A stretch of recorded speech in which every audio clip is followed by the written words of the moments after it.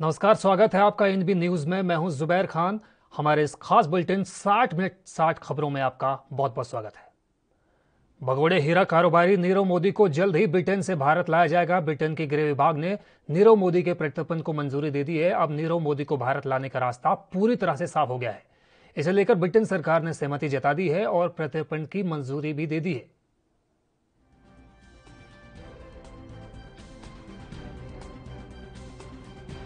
भगोड़े हीरा कारोबारी नीरव मोदी को ब्रिटेन से भारत लाया जाए। ब्रिटेन के गृह विभाग ने नीरव मोदी के प्रत्यार्पण को मंजूरी दे दी है। अब नीरव मोदी को भारत लाने का रास्ता साफ हो गया है, क्योंकि भारत की प्रत्यार्पण की मांग पर ब्रिटेन सरकार ने सहमति जताई है और प्रत्यार्पण की मंजूरी भी दे दी है।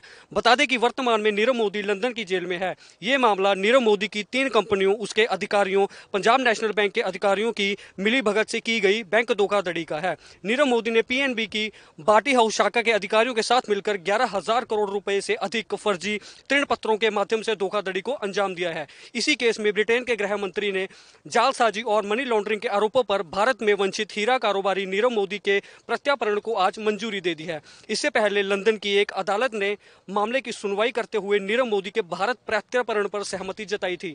साथ ही उसकी सभी दलीलों को खारिज करते हुए उन्होंने कहा कि भारत की जेल में उसका ख्याल रखा जाएगा। भारतीय जांच एजेंसियों ने ब्रिटेन की अदालत ने बताया कि मुंबई की ऑर्थर रोड जेल मोदी की स्वास्थ्य परिस्थितियों को संभालने में सक्षम है। जेल के नजदीक ही 3 अस्पताल हैं। मोदी को भारत प्रत्यार्पित किया जाता है तो ऑर्थर रोड जेल में कारागार संख्या 12 उनके लिए पूरी तरह तैयार है, जो अभी सभी मानकों को पूरा करती है। और अभी यही देखने वाली बात यह होगी कि नीरव मोदी पर ब्रिटेन और भारत सरकार की कैसे कार्रवाई की जाएगी। कैमरा पर्सन हरपाल के साथ मैं करण मेहरा, एएनबी न्यूज, सरहंद। तो वहीं कोरोना संक्रमण के खतरे को लेकर council for the Indian certificate school examination ने सीआईएससी की 10वीं और 12वीं परीक्षाओं को स्थगित कर दिया है। परीक्षा की नई तारीखों पर अंतिम फैसला जून 2021 के पहले सप्ताह तक लिया जाएगा। दरअसल सीबीएसई ने 10वीं की परीक्षा रद्द करने और 12वीं की परीक्षा स्थगित करने के बाद अब सीआईएससी की ओर से आईसीएसई और आईएससी की बोर्ड परीक्षाओं को स्थगित किया गया है। सीआईएससी की मुख्य कार्यकारी और सचिव जी एरथानुना ने इस बाबत जानकारी दी है। उन्होंने कहा है कि 12वीं कक्षा की आयोजित परीक्षा अब नहीं होगी, उसके बाद में उस पर विचार किया जाएगा। वहीं कक्षा 10 के छात्रों के लिए परीक्षा वैकल्पिक है। कक्षा 10 के जो छात्र परीक्षा में शामिल होना चाहते हैं, उनके रिजल्ट के लिए सीआईएससी एक मानदंड निर्धारित करेगा। गौरतलब है कि कोरोना संकट को लेकर CBSE, MP board, Rajasthan board, Himachal Pradesh board और महाराष्ट्र बोर्ड ने भी बोर्ड परीक्षाओं को स्थगित किया है। उत्तर प्रदेश बोर्ड की परीक्षाओं को भी अगले आदेश तक स्थगित किया गया है।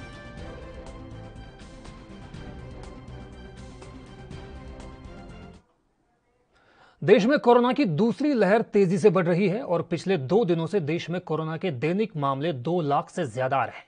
कोरोना के बढ़ते मामलों को देखते हुए केंद्रीय स्वास्थ्य मंत्री डॉक्टर हर्षवर्धन ने चिंता जाहिर की है और कहा है कि कोरोना के मामले तेजी से बढ़ रहे हैं और यही वजह है कि अस्पतालों में बिस्तरों की संख्या भी तेजी से बढ़ रही है। केंद्रीय स्वास्थ्य मंत्री ने कहा है कि हम सिस्टम को सुधार करने के लिए तैयार हैं और लगातार इस बाबत तमाम तरह की कोशिश कर भी रहे हैं। उन्होंने कहा कि हमें धैर्य और साहस के साथ काम लेना है।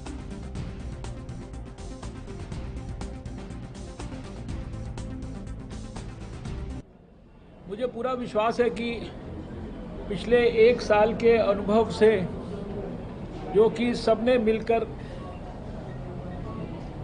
जनरेट किया है, कोविड के खिलाफ जंग को लड़ने के लिए सब प्रकार से व्यवस्थाओं को विकसित किया है। हम इस समय भी जब कोविड के मामले थोड़ा ज़्यादा तेज़ी से बढ़ रहे हैं, हम निश्चित रूप से इस सर्ज को भी और इसके कारण पैदा हुए चैलेंजेस को भी ओवरकम करने में सफल।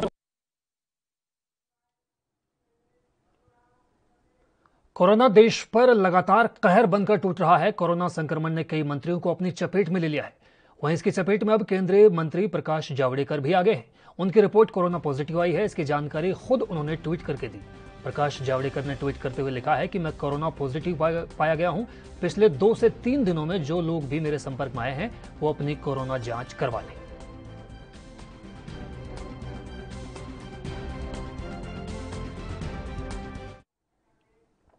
वहीं कर्नाटक के मुख्यमंत्री बीएस येदियुरप्पा एक बार फिर से कोरोना पॉजिटिव हो गए हैं। जी हां, उन्हें अस्पताल में भर्ती करवाया गया है। मुख्यमंत्री ने ट्वीट कर कहा, हल्का बुखार आने के बाद मैंने कोरोना जांच करवाई और मेरी रिपोर्ट पॉजिटिव आई है। उन्होंने कहा है कि मैं ठीक हूं, लेकिन डॉक्टरों की सलाह पर अस्पताल में भर्ती हो रहा हूं। मैं उन सभी से अनुरोध करूंगा जो हाल के दिनों में मेरे संपर्क में आए हैं कि वो सतर्क रहें और क्वारंटीन में रहें। बता दें कि इससे पहले 77 वर्षीय येदियुरप्पा की पिछले साल 2 अगस्त को कोरोना रिपोर्ट पॉजिटिव आई थी, तब भी उन्हें अस्पताल में भर्ती करवाया गया था। बाद में कोरोना की रिपोर्ट नेगेटिव आने के बाद उन्हें अस्पताल से छुट्टी मिल गई थी। आधिकारिक सूत्रों के मुताबिक मुख्यमंत्री ने तेज बुखार और थकान के बाद बेलगावी में उपचुनाव प्रचार के लिए अपना दौरा निर्धारित किया था।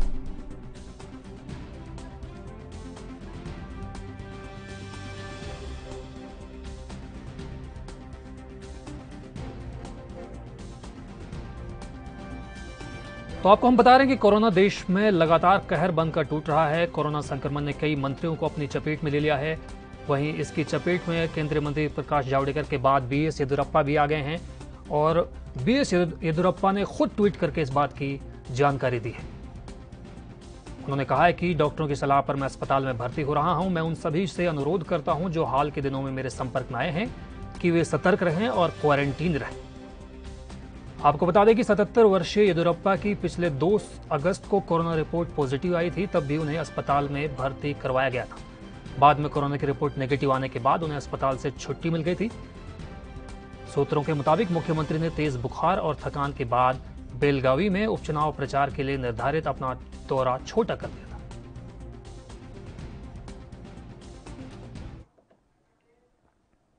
चंडीगढ़ में कोरोना के बढ़ते मामलों के बीच प्रशासन ने बड़ा फैसला लिया है। चंडीगढ़ में वीकेंड लॉकडाउन लगा दिया गया है। अब शनिवार और रविवार को किसी के भी बाहर निकलने पर पूरी तरह से पाबंदी रहेगी। सिर्फ अनिवार्य सेवाओं में लगे लोगों को ही मंजूरी मिलेगी। एडवाइजर मनोज परिदा ने ये जानकारी दी है। ये वीकेंड लॉकडाउन शुक्रवार रात 10 बजे से सोमवार सुबह 5 बजे तक जारी रहेगा। इससे पहले प्रशासन ने मंगलवार को रॉक गार्डन भी बंद किया था। सुखना लेक को भी शनिवार और रविवार को बंद रखने का आदेश जारी किया गया था। हर रात 10 बजे से सुबह 5 बजे तक कर्फ्यू भी लगाया गया है।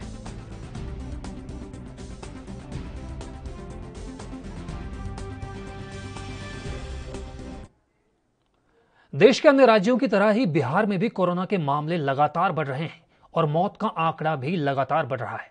राजधानी पटना में इस समय सबसे ज्यादा मामले सामने आ रहे हैं।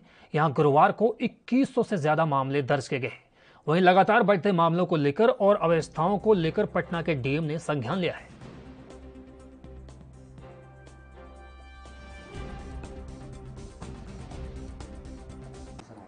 ये हम लोगों ने इसका निरीक्षण किया था और उसमें पाया था कि आधे से अधिक जो विद्युत सौदागरी हैं वो खराब। तो नगर आयुक्त पटना को हमने पत्र लिखा था और बात भी किया है और की टीम लगी हुई है कि उसको सभी को फंक्शनल किया जाए। और शुरू में सिर्फ बांस पर ये इस प्रकार का अंतिम संस्कार हो रहा था। अब हम लोगों ने 3 घाट को चिन्हित कर दिया। इसमें बांस घाट, गुलबी घाट और खाजे कला घाट जो पटना सिटी में है। तो अब इस प्रकार की भीड़ एक घाट पर नहीं हो रही है। हम लोग उसको नजर रख।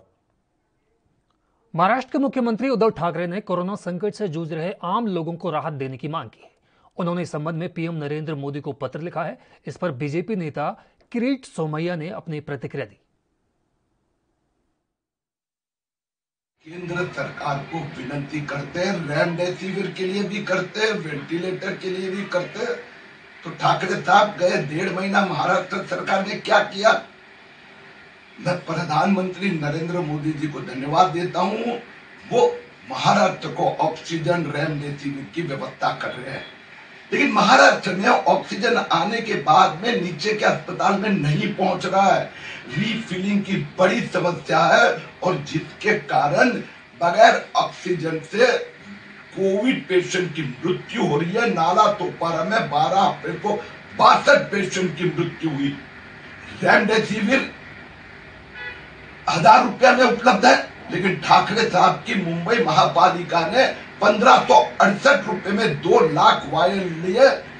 ठाकरे जी को कोविड में भी करप्शन।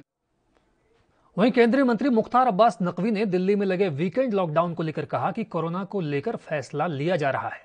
इसके साथ ही उन्होंने विपक्ष पर हमला करते हुए कहा कि वो भी वैक्सीन लगवा लें। देखिए, हमें लगता है कि एहतियात और साथ साथ जो भी स्वास्थ्य के लिए, सेहत के लिए जो दवाएं हैं, वो दोनों चीज़ें ज़रूरी है। हमें संयम भी ज़रूरी है, सावधानी भी ज़रूरी है और उसके साथ साथ जो वैक्सीनेशन का अभियान चल रहा है, कार्यक्रम चल रहा है और हमारा इतना बड़ा देश है हमारे देश में दुनिया का सबसे बड़ा वैक्सीनेशन प्रोग्राम चल रहा है, ये सभी लोग जानते हैं। लेकिन उसके साथ ही साथ जो कोरोना के प्रोटोकॉल हैं, जो भी राज्य सरकारें हैं, जो भी अलग अलग जगहों पर प्रोटोकॉल जो भी आवश्यक हैं वो किए जा रहे हैं, केंद्र सरकार की तरफ से किया जा रहा है, उसे सबको पूरी मुस्तैदी के साथ उसका पालन करना चाहिए। ये जो सामंती कुपुत्र है, सुपुत्र तो अब नहीं कह सकते, इस सामंती कुपुत्र के जो कोरोना काल है उसमें भी नकारात्मक ख्याल जो है वो रुका नहीं है। बड़े बड़े लोग जो है वो ठीक हो गए, सुधर गए, लेकिन इन्होंने कहा है कि हम नहीं सुधरेंगे। और लोगों में किस तरह से आपदा आफत बने, इसका काम ये 1 साल से कर रहे हैं। आपको याद होगा जब पिछला जो है वो पैंडेमिक पीरियड आया था, तो इनका हर दिन निगेटिव बयान, निगेटिव बातें, लोगों को कंफ्यूज करने की बातें, और अभी भी जब वैक्सीन की बात आई तब भी उस पर लोगों को गुमराह करने की बातें। अरे भैया, बड़े बड़े लोग ठीक हो गए, आप भी वैक्सीन लगा लो, अपने स्वास्थ्य का भी ध्यान रखो, गेट वेल सून।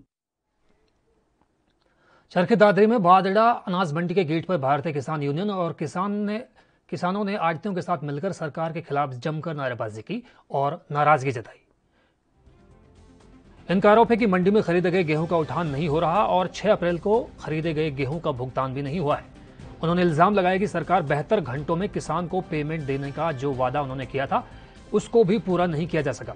मंडी में गेहूं के बड़े बड़े ढेर लगे हुए हैं, किसानों को गेहूं डालने की जगह तक नहीं है। ऐसे में अगर उठान नहीं हुआ तो आगे खरीद कैसे होगी?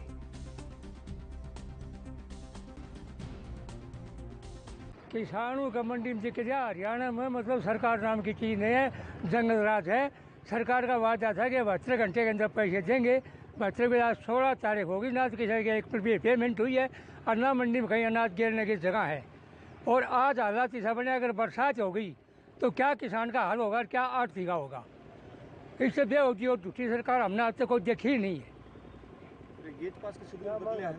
मांग हमारी ये है कि फटाफट उठान हुए और लोगों के पैसे खत्म हुए, जो लोग अपना काम चला से किसी डाल करके आज लोग दाना लिया गेड़िया, मजबूरी है कि पैसे की हो रही है किसान के। बहुत तरह की दिक्कतें आ रही हैं। सरकार ने जब खरीद शुरू हुई थी उस वक्त ये दावा किया था कि हम लिफ्टिंग भी करवाएंगे और 48 घंटे के अंदर किसान के खाते में उसकी पेमेंट आ जाएगी। और मैं आपको दिखाऊं, ये देखो 6 तारीख के पर्चे हैं, 6 तारीख कर अब तक कोई भी 1 पैसे का भी भुगतान नहीं हुआ है। और लिफ्टिंग का आप हाल देख लो, पूरी मंडी भरी पड़ी है, किसान इंतजार कर रहे हैं अपनी पारी के लिए, पर उनको पारी तक उनको नहीं मिल पा रही है। लंबा समय हो गया है और सरकार को इसकी तरफ ध्यान नहीं देना चाहिए। अगर सरकार ने ध्यान नहीं दिया तो हम सरकार को 48 घंटे का टाइम देते कि 48 घंटे के अंदर ये लिफ्टिंग शुरू नहीं हुई और किसानों के खाते में उनकी पेमेंट नहीं आई तो किसान यहाँ पे सड़क पे उतर।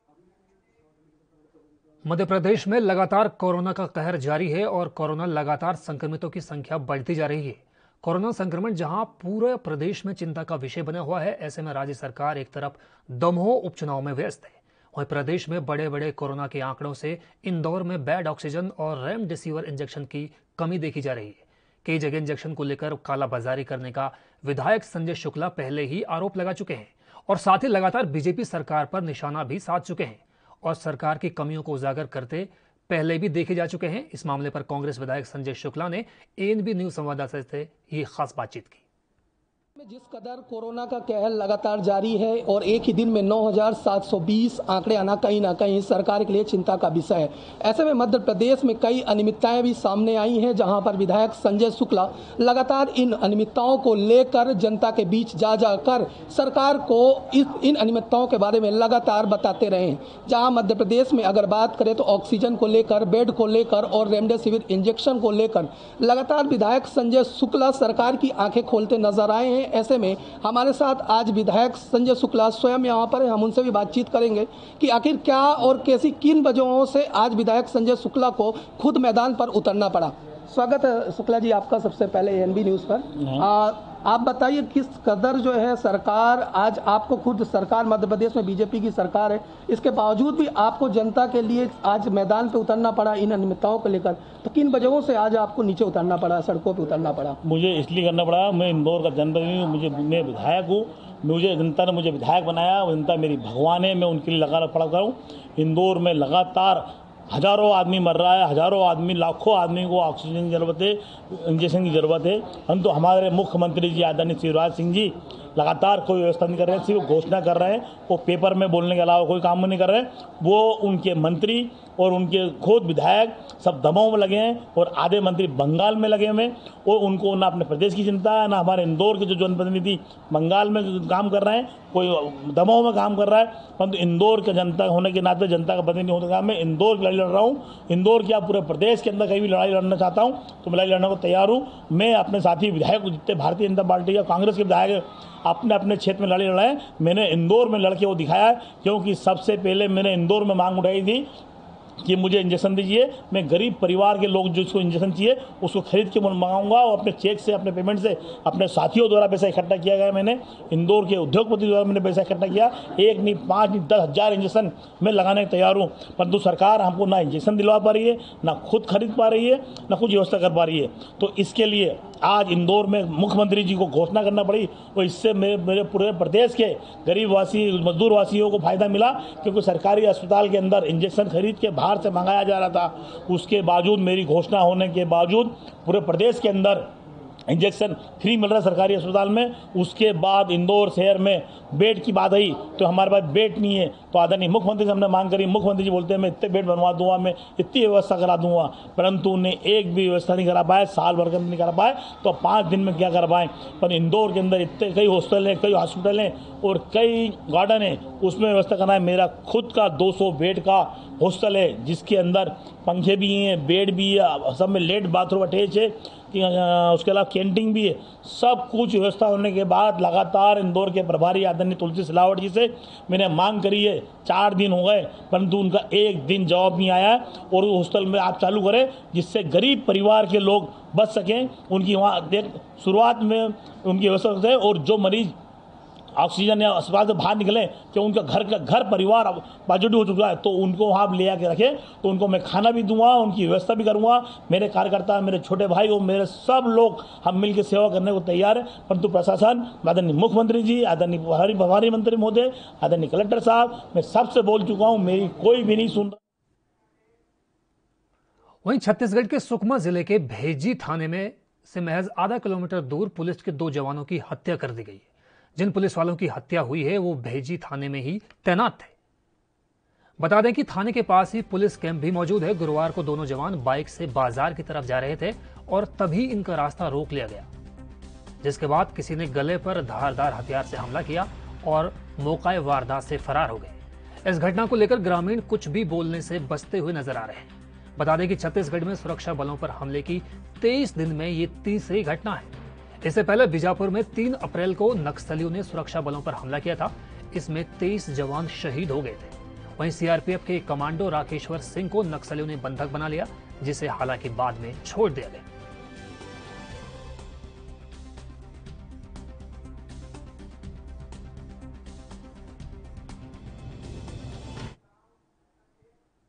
बीजेपी नेता राम कदम ने पालघर साधु हत्याकांड को लेकर प्रदर्शन किया है। बता दें कि इस हत्याकांड को 1 साल मुकम्मल हो चुका है।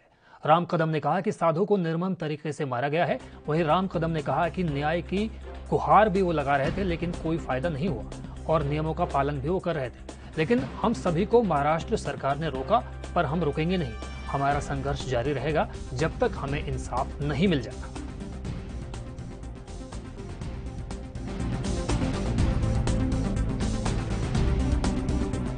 मामले को लेकर के सारी सच्चाई है और यह सच्चाई यदि कोई सुने और उस पालघर के साधुओं को जिस निर्ममता से पीटा गया उस वीडियो को देखे तो शायद ही कोई जिसके दिल और जहन में संवेदनाएं हैं वो ना सो पाएगा, ना वो कोई भोजन कर पाएगा, उसका मन दुखी होगा।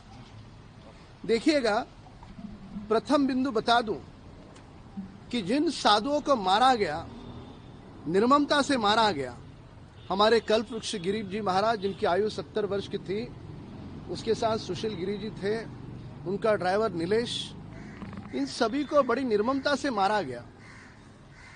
उनको मारते समय जो पुलिस उन्हें बचाने गई, उस पुलिस को भी षड्यंत्र के तहत। वहीं कुंभ नगरी हरिद्वार में 14 अप्रैल के मुख्य शाही स्नान के बाद अखाड़ों की छावनी में कोरोना का कहर तेजी से अपना असर दिखाने लगा है। अब कोरोना संक्रमित संत सन्यासियों की लिस्ट सामने आ रही है।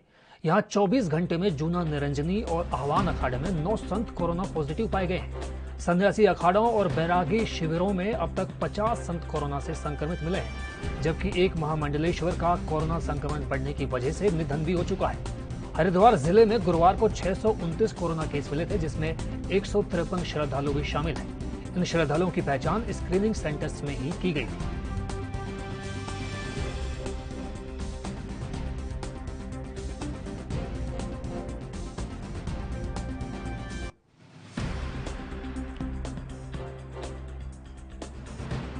कुंभ नगरी हरिद्वार में 14 अप्रैल के मुख्य शाही स्नान के बाद अखाड़ों की छावनियों में कोरोना का कहर तेजी से अपना असर दिखाने लगा है।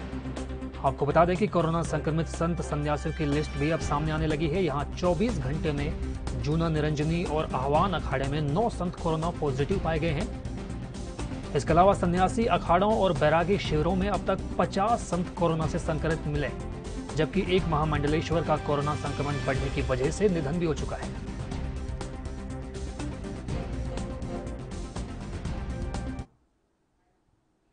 पश्चिम बंगाल में विधानसभा चुनाव चल रहे हैं और ऐसे में लगातार नए मोड़ भी सामने आ रहे हैं।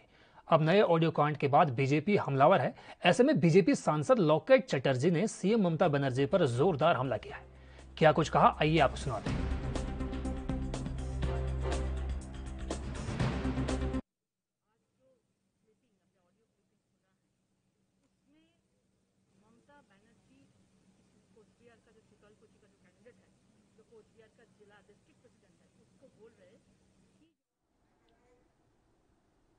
मेघालय की सत्तारूढ़ नेशनल पीपुल्स पार्टी को बड़ा झटका लगा है। गारो हिल स्वायत्त जिला परिषद चुनाव में कांग्रेस सबसे बड़ी पार्टी बनकर उभरी है। कांग्रेस के लिए जीत किसी संजीवनी से कम नहीं है।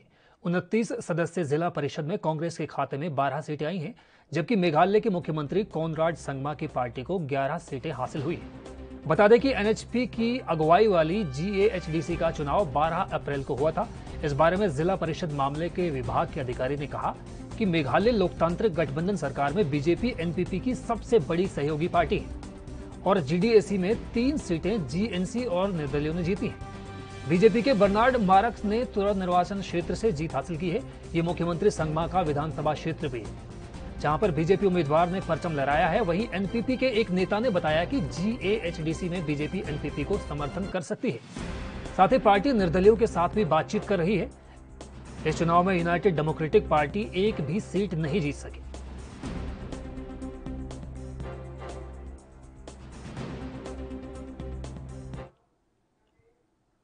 वहीं ओडिशा में आम आदमी पार्टी राज्य में बिजली दरों बढ़ोतरी को लेकर पिछले 9 दिनों से अनिश्चितकालीन हड़ताल कर रही है।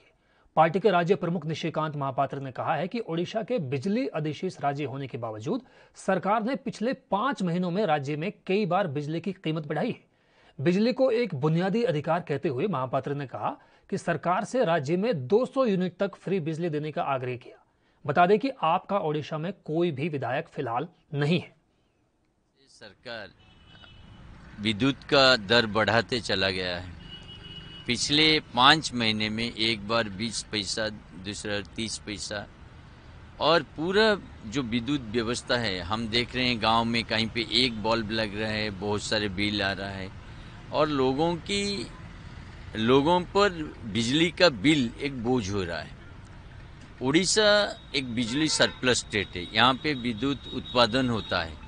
दिल्ली में विद्युत उत्पादन नहीं होता है, वहाँ पे परचेज करके स्टेट गवर्नमेंट लोगों को फ्री बिजली देता है 200 यूनिट तक, और उसके बाद भी स्टेट गवर्नमेंट बिजली देने के बाद हम देखते हैं कि उसका जो ट्रांसमिशन एंड कमर्शियल लॉस जो है, technical and commercial loss ATC, वो घट के आज 8% में आ गया, 100% बिलिंग हो गया और लोगों को 73% लोगों को बिना पैसा का जीरो बिल आ रहा है। उड़ीसा में 30% ट्रांसमिशन लॉस है।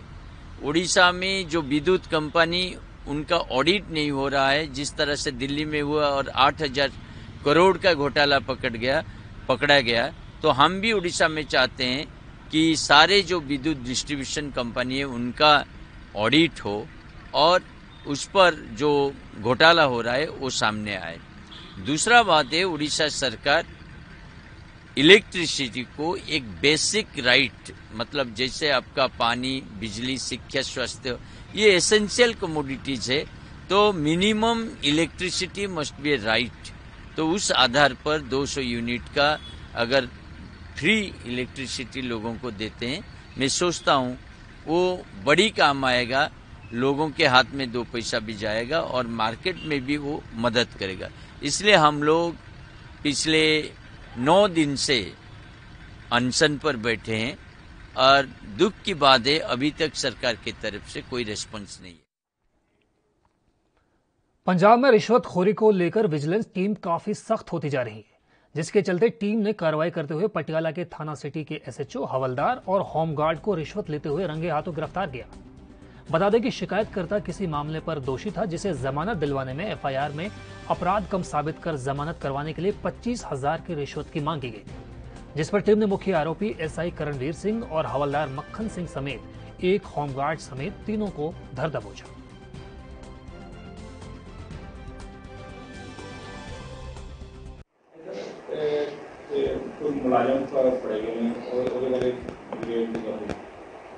हाँ, ये पुलिस स्टेशन है सिटी समाना। इत्थे ਜਿਹੜੇ ਸਾਡੀ ਕੰਪਲੇਨੈਂਟ ਨੇ ਸ਼੍ਰੀ ਵਿਨੋਦ ਕੁਮਾਰ ਜੀ ਪਾਤਰਾਂ ਦੇ ਰਹਿਣ ਵਾਲੇ, ਉਹਨਾਂ ਦੇ ਭਤੀਜੇ ਦੇ ਕੋਈ ਅਫੇਅਰ ਹੋਈ ਸੀ ਜਿਹਦੇ ਵਿੱਚ ਉਹ ਪੁਲਿਸ ਸਮਾਨੀ ਸੀ, ਤੇ ਉਸ ਨੂੰ ਉਸ ਦੇ ਕੇਸ ਦੇ ਵਿੱਚ ਮਦਦ ਪਹੁੰਚਾਉਣ ਦੇ ਵਿੱਚ ਜਿਹੜੀ ਹੈ ਕੀ ਕਹਿੰਦੇ ਨੇ ਉਸ ਨੂੰ ਉਹਦੀ ਕੋਈ ਮਦਦ ਕਰਨ ਦੇ ਵਿੱਚ ਬੇਲ ਦੇ ਵਿੱਚ ਉਹਦੇ ਲਈ ਇਹ पैसे। कोरोना के बढ़ते मामलों के बीच अपने गांव वापस जाने के लिए बड़ी संख्या में लोग मुंबई के लोकमान्य तिलक टर्मिनस पहुंचे। दरभंगा जाने के लिए लोकमान्य तिलक टर्मिनस पहुंचे इन लोगों ने बताया कि उनके पास कोई काम नहीं है, खाने को उनके पास कोई चीज मौजूद नहीं है, सब कुछ बंद हो चुका है, जिससे कमाई नहीं हो रही, इसलिए गांव वापस लौटना उनकी मजबूरी है। इसके साथ ही उन्होंने कहा कि उन्हें वापस गांव जाने के लिए भी टिकट नहीं मिल पा रहा है।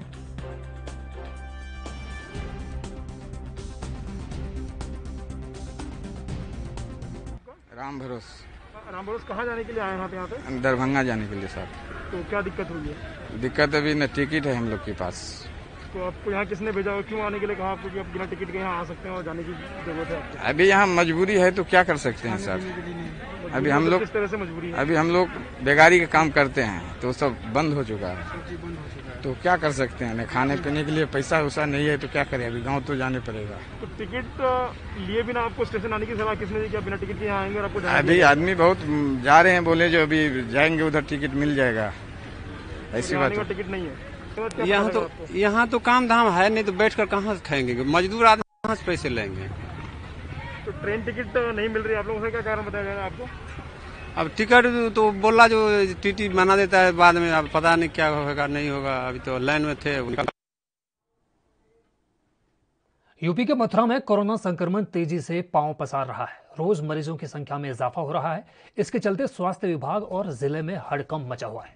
मथुरा में एक्टिव मरीजों की संख्या लगातार बढ़ रही है। वहीं राज्य में सीएम योगी आदित्यनाथ पहले ही लॉकडाउन का ऐलान कर चुके हैं।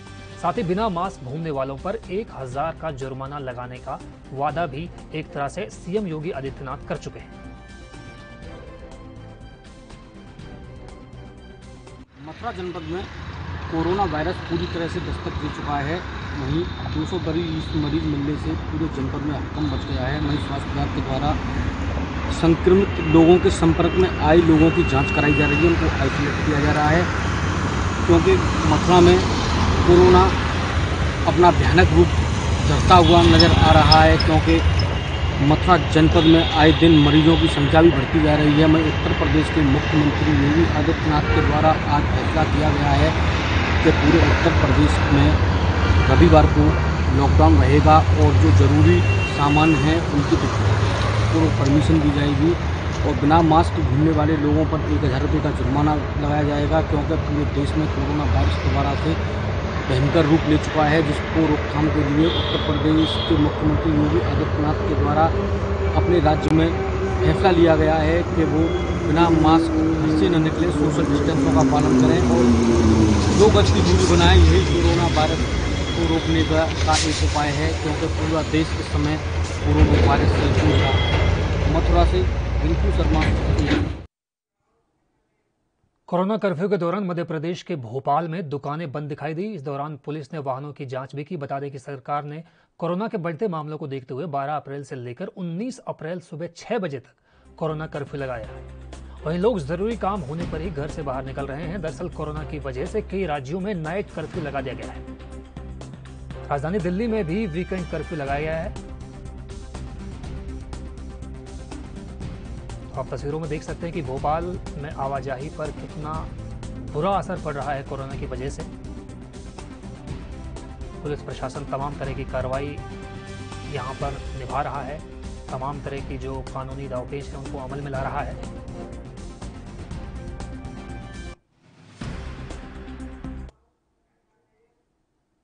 फिलहाल वक्त है एक छोटे से ब्रेक का। जल्द हाजिर होते हैं।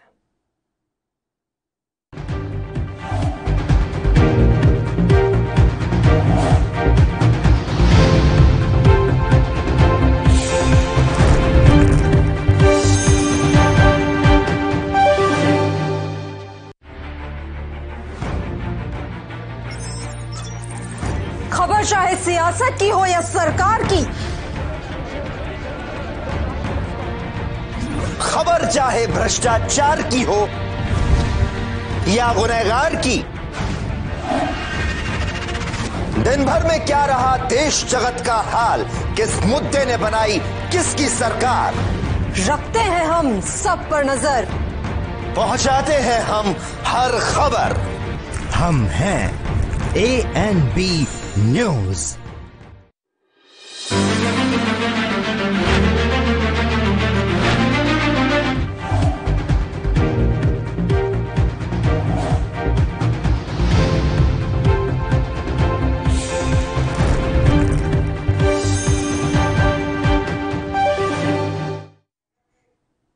ब्रेक के बाद एक बार फिर स्वागत है आपका हमारी 60 मिनट 60 खबरों में। यूपी में पंचायत चुनाव हो रहे हैं। वहीं मिर्जापुर में सोनभद्र से सांसद पकौड़ी कौल की बहू और छानबे से विधायक राहुल कौल की पत्नी रिंकी सिंह ने शुक्रवार को अपना नामांकन किया। रिंकी सिंह को अपना दल ने राजगढ़ से प्रत्याशी बनाया है। नामांकन के दौरान सांसद ससुर और विधायक पति दोनों बड़ी संख्या में समर्थकों के साथ मौजूद रहे। नामांकन के बाद पत्रकारों से बातचीत में रिंकी सिंह ने जब प्रदेश के सीएम और पीएम का नाम पूछा तो वो नहीं बता पाई। उन्होंने सवाल के जवाब में चुप्पी साध ली। इसके अलावा यही हाल बीजेपी नेता मनीराम कौल का भी था। नामांकन करने के बाद लौटे मनीराम कौल से जब पत्रकारों ने प्रदेश के पंचायती राज मंत्री का नाम पूछा तो वो नाम नहीं बता पाए। नाम बताने में फंसते देख समर्थकों ने पीछे से आशुतोष टंडन का नाम लिया, जिसे उन्होंने पंचायती राज मंत्री के रूप में बताया।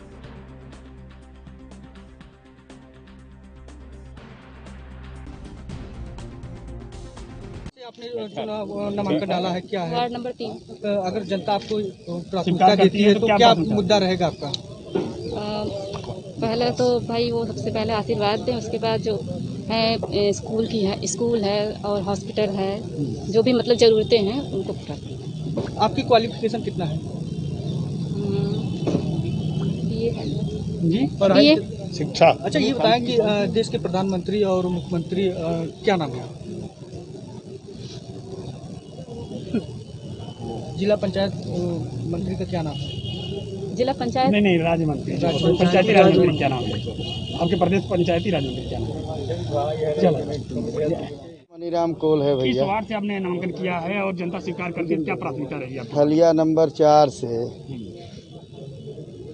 जनता स्वीकार करती है, क्या वहाँ विकास प्राथमिकता रहेगी आपकी? इतना पिछड़ा हुआ क्षेत्र है हलिया वार्ड नंबर 4 की पूरे जिले में अगर कोई सबसे पिछड़ा हुआ क्षेत्र है तो हलिया वार्ड नंबर 4। आदिवासी बाहुल्य क्षेत्र है। अनुसूचित जाति के लोग, अनुसूचित जनजाति के लोग ज़्यादा वहाँ निवास करते हैं और एकदम इतना विकास से वंचित है क्योंकि हर समस्या है वहाँ और सब समस्याओं को दूर करने की कोशिश हमारी सरकार लगी है।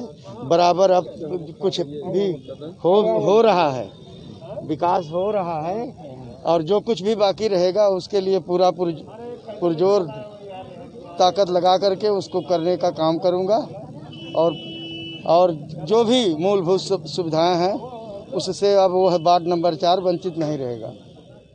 मिर्जापुर जनपद में विकास की गंगा कैसे बहेगी जब जिला पंचायत सदस्य के उम्मीदवार को देश के प्रधानमंत्री और उत्तर प्रदेश के मुख्यमंत्री तक का नाम नहीं मालूम है।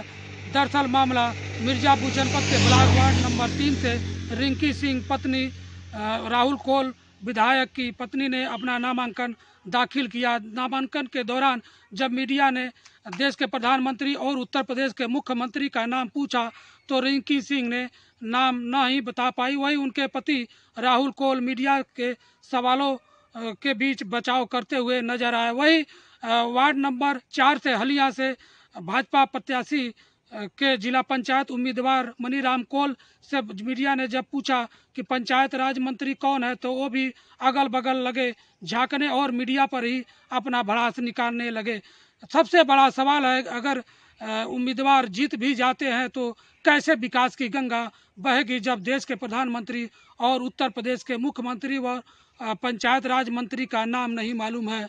मिर्जापुर से एनबी न्यूज संवाददाता राम कुमार। मध्य प्रदेश में लगातार कोरोना का कहर बढ़ता जा रहा है। जिलों में रेमडेसिविर इंजेक्शन को लेकर महामारी के बीच सरकार ने अब इस दवा को लेकर दिशा निर्देश जारी किए हैं। इसके मुताबिक भोपाल, इंदौर, देवास और उज्जैन जिले को जितने रेमडेसिविर इंजेक्शन मिलेंगे उसमें आधा हिस्सा सरकारी अस्पतालों को दिया जाएगा, जबकि आधा हिस्सा सरकार से अनुबंधित व अन्य निजी अस्पतालों को दिया जाएगा। निजी अस्पतालों को सरकार 1568 रुपए में एक इंजेक्शन उपलब्ध करवाएगी, यानी मरीजों से भी निजी अस्पताल इससे ज्यादा राशि नहीं ले सकेंगे। आपको बता दें कि कई निजी अस्पताल इंजेक्शन नहीं मिलने का हवाला देकर एक इंजेक्शन को 5000 रुपए तक वसूल रहे हैं। इतना ही नहीं, दलाल भी सक्रिय हैं जो मनमानी कीमत पर इंजेक्शन दे रहे हैं। रेमडेसिविर इंजेक्शन के वितरण के संबंध में स्वास्थ्य विभाग ने सभी जिलों के कलेक्टर्स, संभागीय संयुक्त संचालक और सीएमएचओ को आदेश जारी किए हैं। अस्पतालों को रेमडेसिविर इंजेक्शन की आपूर्ति चिकित्सा शिक्षा विभाग और स्वास्थ्य विभाग के जरिए की जा रही है।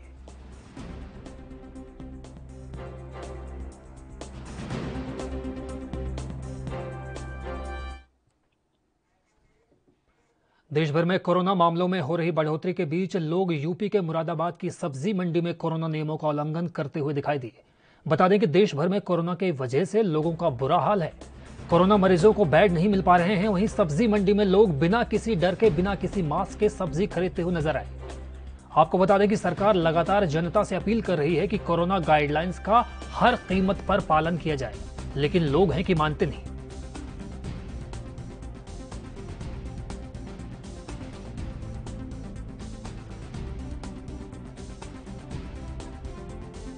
ये तस्वीरें डराने वाली अपने आप में हैं।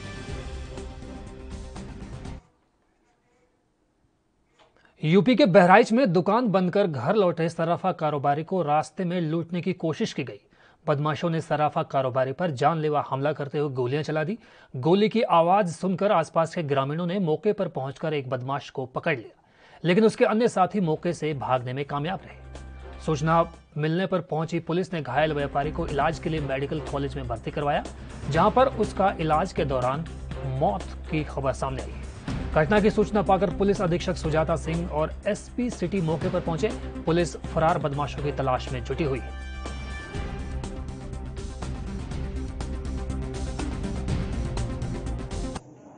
सामान लेके आ रहे थे, रास्ते में बदमाश मिल गए। हाँ, लूट लिए। कौन चीज की दुकान थी? सोना चांदी की। तो क्या हुआ आपके बेटे को? गोली मार दी गई है इसको। किस जगह पे ये मामला हुआ है? फुलवारी है, एक बगीचा कलम का पेड़ है, उसी जगह थाने में सरबा थाने में मंदिर है। कई गोलियां मारी गई हैं? 2 गोली लगी है इसको। आज दिनांक 15/4/21 को थाना क्षेत्र फकरपुर के ग्राम रुकनापुर खुर्द के रास्ते पर लूट के प्रयास में एक व्यक्ति को बदमाशों द्वारा गोली लगी है, जिसको घायल अवस्था में डिस्ट्रिक्ट हॉस्पिटल भेजा गया है। जनसहयोग से पुलिस ने लूट का प्रयास करने वाले बदमाशों में से एक बदमाश को पकड़ लिया है। उसको भी चोटें आई हैं, उसे भी डिस्ट्रिक्ट हॉस्पिटल भेजा गया है। घटनास्थल से लुटेरों द्वारा प्रयुक्त बाइक को बरामद किया गया है। उसके नंबर के आधार पर इसमें कार्रवाई शेष लुटेरों की शिनाख्त की जा रही है। मध्य प्रदेश के बेटमा नगर में मेडिकल सुविधा की मांग को लेकर राष्ट्रीय राजपूत करनी सेना के पदाधिकारियों और कार्यकर्ताओं ने नायब तहसीलदार को ज्ञापन दिया। ज्ञापन में बताया गया कि बेटमा और आसपास के 60 गांवों के लोग मेडिकल सुविधाओं के अभाव में परेशान रहते हैं। अगर कोई सड़क दुर्घटना होती है और कोई भी व्यक्ति घायल होता है तो बेटमा सामुदायिक स्वास्थ्य केंद्र से सीधे इंदौर रेफर किया जाता है, क्योंकि बेटमा में सुविधाएं मौजूद ही नहीं है।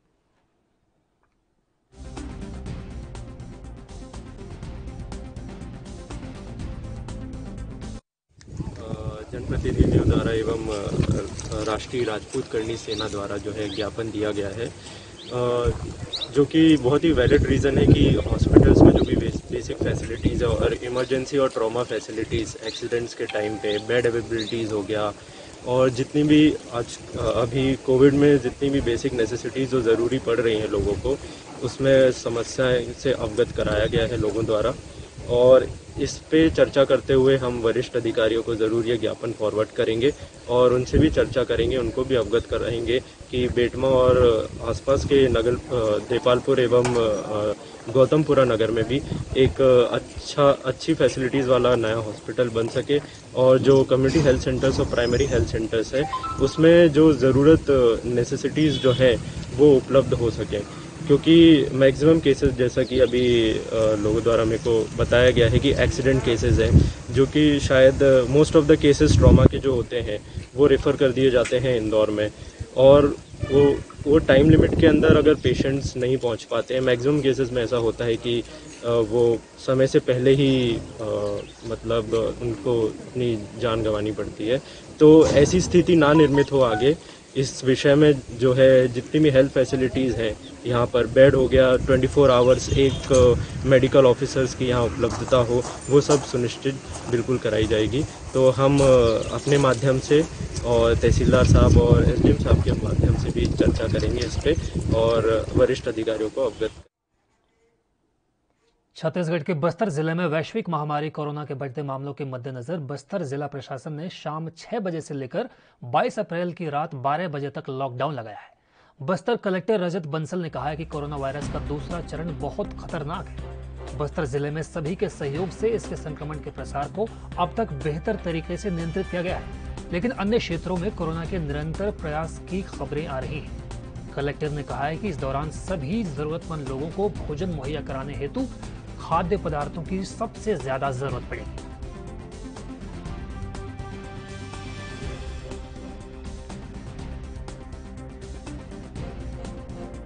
तो छत्तीसगढ़ के बस्तर जिले में वैश्विक महामारी कोरोना के बढ़ते मामलों के मद्देनजर बस्तर जिला प्रशासन ने शाम 6 बजे से लेकर 22 अप्रैल की रात 12 बजे तक लॉकडाउन लगाया है। बस्तर के कलेक्टर रजत बंसल ने कहा है कि कोरोना वायरस का दूसरा चरण बहुत खतरनाक है। बस्तर जिले में सभी के सहयोग से इसके संक्रमण के प्रसार को अब तक बेहतर तरीके से नियंत्रित किया गया है, लेकिन अन्य क्षेत्रों में कोरोना के जरूरी प्रसार की खबरें सामने आ रही हैं। कलेक्टर ने कहा है कि इस दौरान सभी जरूरतमंद लोगों को भोजन उपलब्ध कराने के लिए जरूरी खाद्य पदार्थों की सर्वाधिक आवश्यकता पड़ेगी।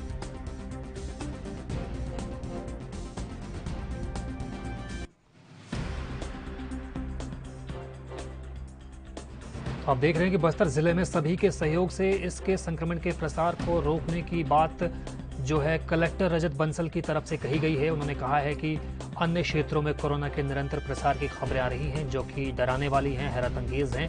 लोगों को सोशल डिस्टेंसिंग, मास्क और सैनिटाइजेशन का लगातार इस्तेमाल करते रहना है, तभी इस वैश्विक महामारी से बचा जा सकता है। हालांकि उन्होंने तमाम लोगों को ये भी कहा है और वादा करते हुए ये बात कही है कि जरूरी चीजें उन्हें मुहैया कराती।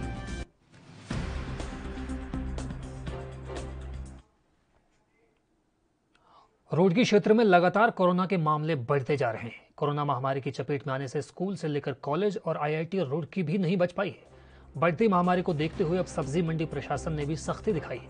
अब सब्जी मंडी में किसी को भी बिना मास्क के प्रवेश नहीं मिलेगा।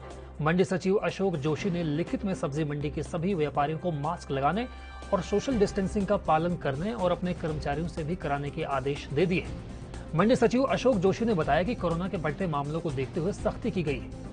मंडी के गेट पर पीआरडी जवानों की तैनाती की गई है, जो बिना मास्क के किसी को भी अंदर आने की इजाजत नहीं दे रहे हैं।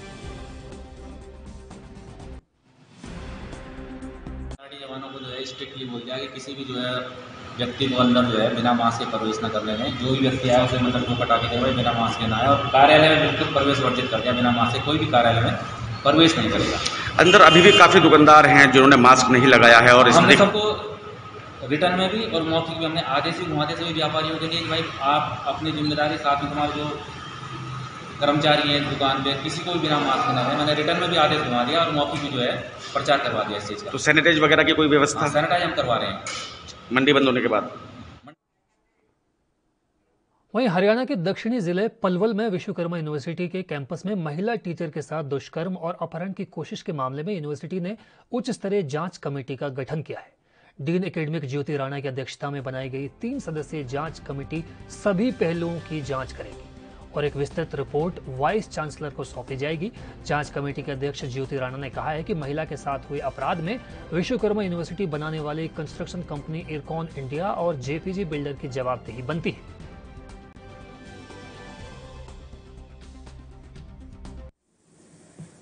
इस कमेटी का जो गठन किया गया है वो पूरे मामले की तफ्तीश करने के लिए किया गया है, और ये कमेटी अपनी तफ्तीश के दौरान सभी जो पक्ष हैं उनसे बातचीत कर रही है और यहाँ पर साइट का भी विजिट कर रही है। जो लोग जुड़े हुए हैं चाहे प्रत्यक्ष और अप्रत्यक्ष रूप से, सभी से बातचीत करके और अपनी जो आंकड़े हैं, जो फैक्ट्स हैं, उनके ऊपर बेस्ड अपनी report as soon as possible, as earliest submit करेगी।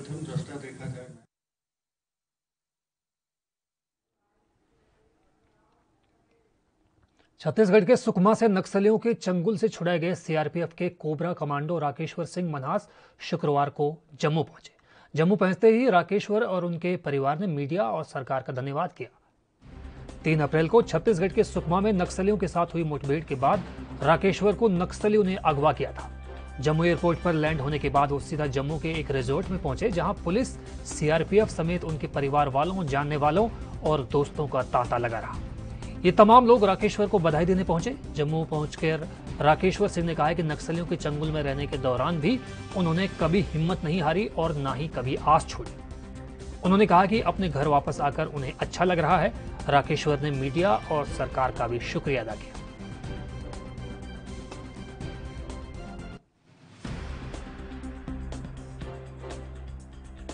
धन्यवाद करता हूँ सर। मैं थोड़ा खुश हूँ, बहुत खुश हूँ। मैं अपने घर में आया हूँ सर। उस समय क्या चल रहा था? आप जब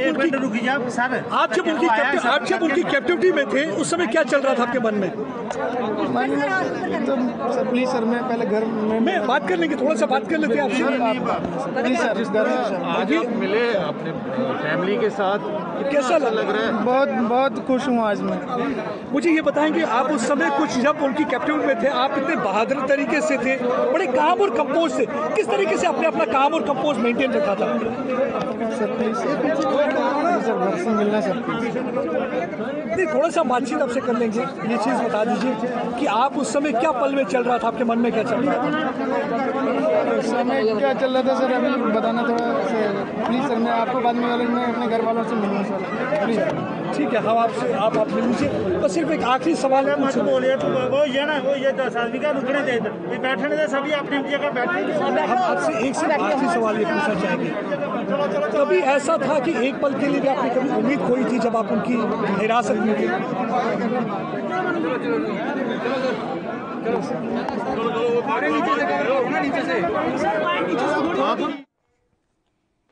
चरखी दादरी जिले में भी कोरोना पॉजिटिव के केस लगातार बढ़ते जा रहे हैं। पिछले 3 दिन में 28, 29 और 44 पॉजिटिव केस सामने आए हैं, जिससे स्वास्थ्य विभाग की चिंताएं यकीनन बढ़ गई हैं।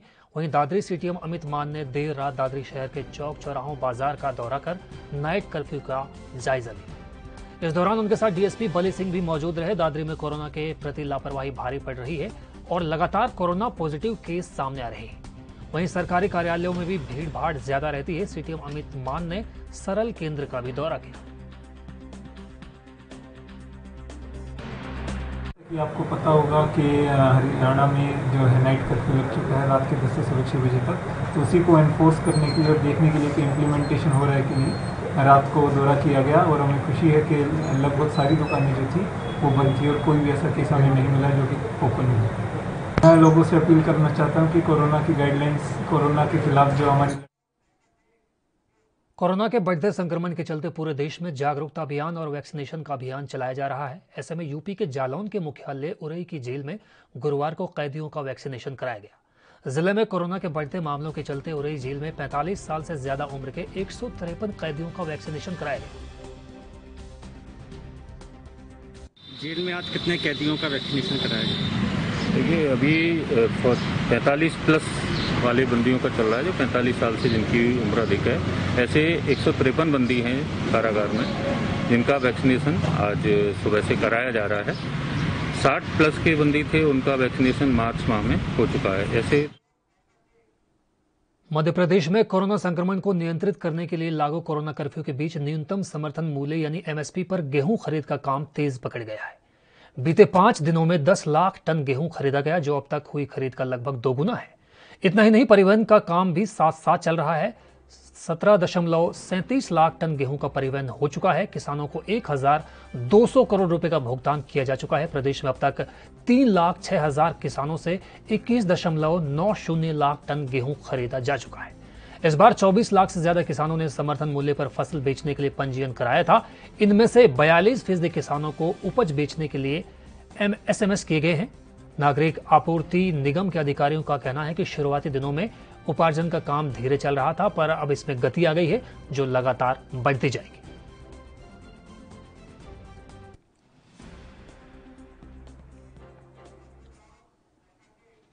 कोरोना की दूसरी लहर से निपटने के लिए हरियाणा सरकार द्वारा लगाया गया नाइट कर्फ्यू लोगों की आस्था पर भारी पड़ गया। नवरात्रों के दौरान लोगों ने रात को जागरण रखे थे, लेकिन नाइट कर्फ्यू की वजह से लोगों ने नवरात्रों में जागरण के लिए कार्रवाई की बुकिंग्स को कैंसिल करना शुरू कर दिया, जिसकी वजह से जागरण करने वालों और डीजे वालों को अपने रोजगार में काफी नुकसान झेलना पड़ा। जागरण करने वालों ने बताया कि उनकी 13 अप्रैल से 30 अप्रैल तक जागरण के लिए बुकिंग हुई थी, लेकिन नाइट कर्फ्यू की वजह से सभी बुकिंग्स कैंसिल हो गई, जिससे उन्हें खासा नुकसान झेलना पड़ा। अम्बाला में मेरी जागरण पार्टी है, मास्टर बॉबी एंड पार्टी, जो मैं पिछले 25 वर्षों से महारानी के जागरण कर रहा हूं। लेकिन इस साल की जैसे पिछले साल नाइट कर्फ्यू लॉकडाउन लगा था नवरात्रों से ठीक एक दिन पहले, और हमारे सारे जागरण पोस्टपोन कैंसिल हो गए थे, जिससे हमें लाखों रुपए का नुकसान मुझे अकेले नहीं हुआ, मेरे साथ जो भवन वाले हैं, साउंड वाले हैं, जो म्यूजिशियन हैं, जिनका रोजगार सिर्फ इसी काम पे डिपेंड है, झांकियों वाले हैं, टेंट वाले हैं, हलवाई हैं, सभी का नुकसान पिछले साल की तरह इस साल भी हो गया। क्योंकि इस बार भी नवरात्रों से ठीक एक दिन पहले 12 तारीख को ये अप्रैल से नाइट कर्फ्यू लगा है, और मेरे जागरण 13 अप्रैल से लगातार 30 अप्रैल तक थे। बीच में एक आधा दिन खाली हो मैं कह नहीं सकता, लेकिन मुझे अभी तक जितने भी मेरे प्रोग्राम थे सभी लोगों ने अपने प्रोग्राम्स को आगे कोई डेट नहीं दी, पोस्टपोन कर दिया है, जिससे मुझे अकेले नहीं, मेरे साथ जितने भी मेरे कलाकार हैं, म्यूजिशियन, झांकी वाले, टेंट वाले, साउंड वाले, जिनको सबको मेरे को कैंसिल करना पड़ रहा है। हमारी शॉप है, डीजे एंड साउंड सिस्टम का हमारा काम है। तो नाइट कर्फ्यू की वजह से जैसे कि पिछले साल भी लॉकडाउन लगा था तो बहुत हमें फ़र्क पड़ा था, काम धंधे सब चौपट हो गए, बंद हो गए। तो अब जो है फंक्शन जो रात के हैं वो कई लोग कह रहे हैं हमें दिन में करने हैं, या जागरण वगैरह माता की चौक की सब कैंसिल हो चुके हैं जी। आगे अभी कुछ पता नहीं है क्या होगा क्या नहीं, तो काम धंधे सब ख़त्म, खर्चे उतने ही हैं, दुकान का किराया है, वर्कर हैं, सब खर्चे तो उतना ही है जी। देखो बुकिंग कुछ कैंसिल हो चुकी हैं, लगभग जागरण तो सारे ही कैंसिल हो चुके हैं जी। तो बाकी कितना नुकसान हुआ? नुकसान हो चुका है लगभग अभी तो 40-50 हज़ार के करीब। तो यही हमारा मतलब 13 तारीख से ही काम शुरू था। तो पहले नवरात्रा था, पिछले साल भी ऐसा ही नवरात्रों में ही हुआ काम हमारा ख़राब। तो इस साल भी नवरात्रे से ही शुरू था काम, तो बुकिंग हो चुकी थी, तो अब सारी बुकिंग कैंसिल हो चुकी है, तो नुकसान ही नुकसान है जी। आगे क्या अपील करना चाहिए? सरकार से यही अपील है जी, या तो ये नाइट कर्फ्यू उठा लिया जाए, बंद कर लिया जाए इसको। जैसे हमारा तो काम नाइट का है, लोग बिना वजह तो नाइट को निकलते नहीं है। अगर किसी ने फंक्शन पे जाना है, मतलब जागरण है कोई। वहीं उत्तर प्रदेश के मुरादाबाद में भी कोरोना का कहर जारी है। जिले में कोरोना मरीजों की संख्या में लगातार इजाफा हो रहा है। इससे लोगों को भारी परेशानियों का सामना करना पड़ रहा है। वहीं जिले में इसे लेकर डॉक्टर मरीजों को जागरूक कर रहे हैं। लोगों से डॉक्टर सभी से टेस्टिंग की अपील कर रहे हैं। कोरोना संक्रमण की चेन तोड़ने के लिए डॉक्टरों की अपील का लोग भी सहयोग कर रहे हैं। कोरोना के अंदर सबसे बेस्ट ट्रीटमेंट तो यही है कि हम मास्क लगाकर ही घर से निकलें और उचित दूरी बना के रखें, क्योंकि हम लोगों की वैक्सीन अभी पूरी पब्लिक में नहीं पहुंच पाई है। और जिस रफ्तार से हमारी कोविड वैक्सीन लग रही है, अभी थोड़ा सा इसमें समय लगेगा, क्योंकि हमने विदेशों की भी मदद की है, इस कोविड वैक्सीन को बाहर भी भेजा है और हमारी जनता अभी तक जागरूक नहीं थी और पिछले 2 महीने के अंदर वैक्सीन के लिए जागरूक हुई है। पब्लिक पूरी तरीके से वैक्सीन लगवाने के लिए तैयार है और हमारी वैक्सीन लग भी रही है। हम यही चाहेंगे कि इस वक्त रमज़ान चल रहे हैं, ईद आने वाली है और भी सहालक चल रहा है कि बाज़ारों के अंदर भीड़ ना लगे, दूरी बना के रखें, चाहे वो रिक्शा वाला हो, चाहे वो कार वाला हो, चाहे साइकिल स्कूटर वाला हो, चाहे बसें हों, और इससे घबराएं नहीं। हमारे देश की इम्यूनिटी पावर बहुत ज़्यादा है। अन्य कंट्रीज़ के मुकाबले में हमारी देश की जो है, हम लोग मिट्टी से जुड़े हुए हैं और कोरोना का हमारे ऊपर इतना असर जल्दी नहीं होने का है और हम जब वैक्सीन लगा लेंगे तो पूरी तरीके से स्वस्थ रहेंगे। देश के अंदर कोरोना वायरस ने अपने फिर से पैर पसारने शुरू कर दिए हैं। कोरोना वायरस के ज़्यादातर मरीज लगातार सामने आ रहे हैं, जिसके चलते उत्तर प्रदेश की योगी सरकार ने उत्तर प्रदेश के अंदर जितने ज़िले हैं उन ज़िलों के जिलाधिकारियों को कोरोना वायरस को मात देने के लिए सख्त आदेश दिए हैं और जनता कर्फ्यू का भी कुछ ज़िलों में आदेश कर दिया है, जिसमें मुरादाबाद में आज आरिफ रजा डॉक्टर BAMS ने सभी जनता को कोरोना से मात देने के लिए लोगों को जागरूक किया है और अपील की है कि कोरोना वायरस के बचाव के लिए मास्क जरूरी और सैनिटाइजर इस्तेमाल करना बहुत जरूरी है, जिसमें सभी जनता सैनिटाइजर और मास्क को अवश्य इस्तेमाल करे ताकि कोरोना वायरस को मात दी जाए। अपने सहयोगी नबी अहमद के साथ ANB न्यूज़। रोहतक के लाखन माजरा में फायरिंग का एक सनसनीखेज मामला सामने आया है। गांव के शरारती तत्वों को पंचायत कर गांव के बाहर भगाने का फैसला पूर्व सरपंच की जान का दुश्मन बन गया। आरोपियों ने पूर्व सरपंच कुल्फी पहलवान के घर ताबड़तोड़ फायरिंग की। हालांकि गनीमत रही कि पूर्व सरपंच परिवार संग अंदर सोया हुआ था, जिसकी वजह से उसकी जान बच गई। आरोपियों ने करीब 20 राउंड फायरिंग की। पूर्व सरपंच के मुताबिक करीब 2 महीने पहले गांव में पंचायत हुई थी, जिसमें गांव के कुछ शरारती तत्वों ने गांव में दहशत फैलाए हुए थे, उनको बाहर करने का फैसला किया था। फिलहाल पुलिस ने मामला दर्ज कर तहकीकात शुरू कर दी है।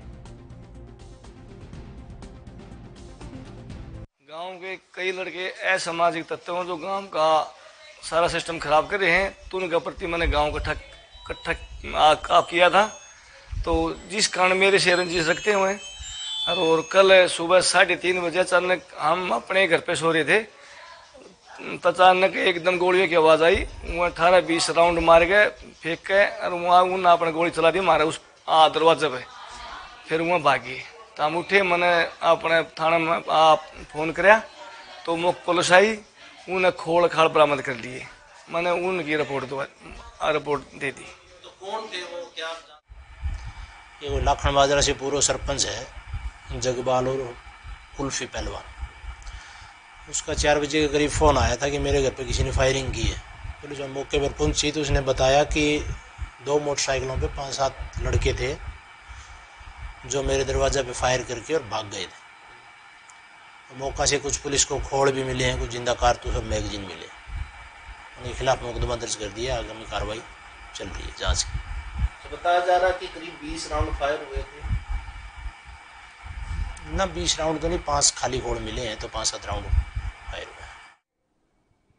तो फिलहाल इस बुलेटिन में इतना ही। मुझे दीजिए इजाजत, लेकिन आप बने रहिए ANB न्यूज़ के साथ, क्योंकि ANB पर देश दुनिया की ताज़ा तरीन खबरों का सिलसिला कभी नहीं थमता।